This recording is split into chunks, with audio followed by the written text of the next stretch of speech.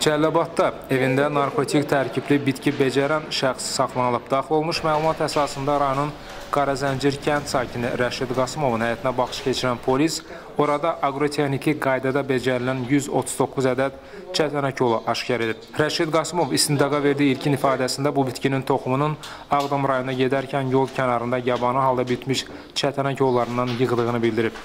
Saxlanılan şəxs narkotik tərkibli bitkini şəxsi istifadəsi üçün becərdiyini söyləsə də, çətənək yollarının küllü miqdarda olması bunun satış məqsədi ilə əkildiyini deməyə əsas verir. Hazırda faktla bağlı Cəlilabad rayon polis şöbəsində Cinayət Məcəlləsinin müvafiq maddəsi üzrə cinayət işi başlanılıb, istintaq davam edir. Cabir Məmmədov, Səs TV, Cəlilabad.